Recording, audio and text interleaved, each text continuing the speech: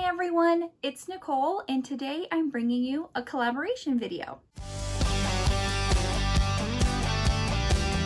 Today I'm collaborating with Temecka over at Library of Tomes, and we're bringing you our most favorite audiobooks. So without further ado, I'm just going to go ahead and get started. The first one that immediately came to mind when Temecka asked me to collaborate with this was TheIlluminae Files by Jay Kristoff and Amy Kaufman. Honestly, to this day, these are probably the best audiobooks I've ever listened to.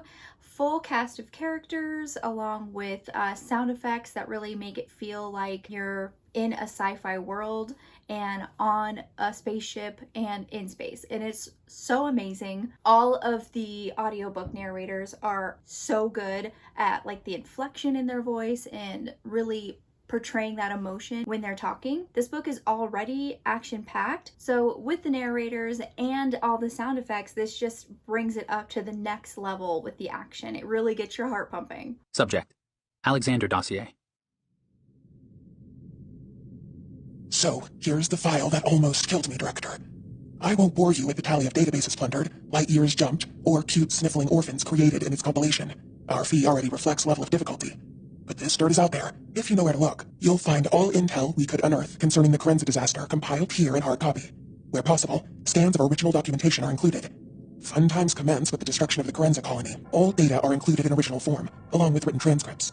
Some written materials were censored by the ETA and had to be reconstructed by our comtex, though profanity remains censored, as per your instruction. Sure, the story kicks off with the deaths of thousands of people, but God forbid there be cussing in it, right?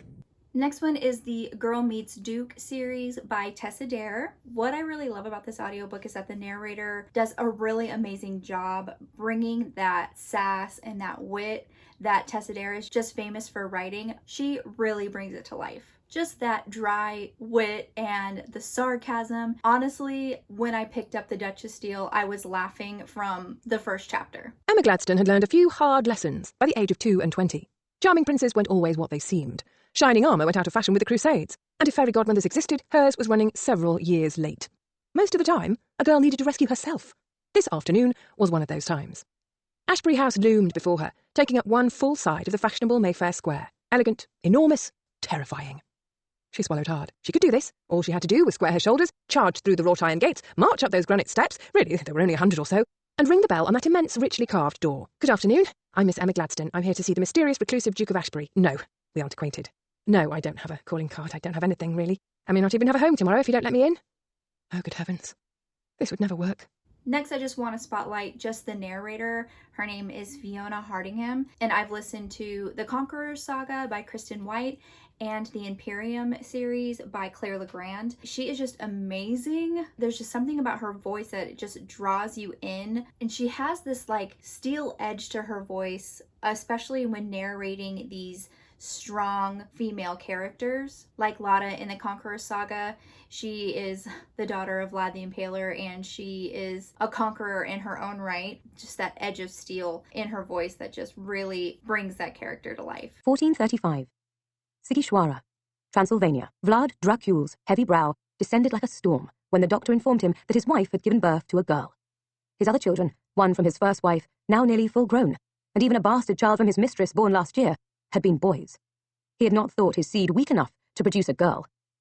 He pushed through the door into the close, heavy air of the tiny bedroom. It stank of blood and fear and filled him with disgust. He might have been the military governor of Transylvania, but he was supposed to be the ruler of all Wallachia. My next favorite audiobook series is The Planet Barbarians by Ruby Dixon. Ruby Dixon has a number of different series and different narrators narrate the series, but my favorite is Holly Jackson and Mason Lloyd reading Planet Barbarians. So much so that when I listen to her other series and they have different narrators, I'm not as drawn into the series as I am if I'm listening to Holly Jackson or Mason Lloyd.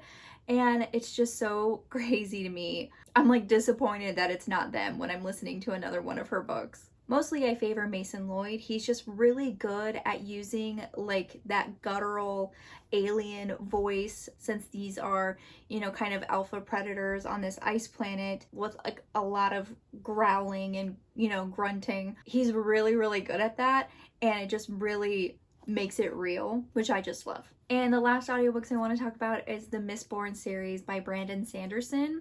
These are one of the first audiobooks that I've ever listened to, so they will always hold a special place in my heart. But the narrator just does a really great job of giving everyone their own voice, even though, you know, there are a lot of different characters in these books, and some narrators cannot pull off the different pitches, like if they're reading like a female or a more feminine line versus the male line. A lot, you know, sometimes the male narrators can't do that very well. This narrator is really good, even though he does have that deep male voice. It doesn't pull me out of the story when he tries to do the female voice. So those are my favorite audiobooks.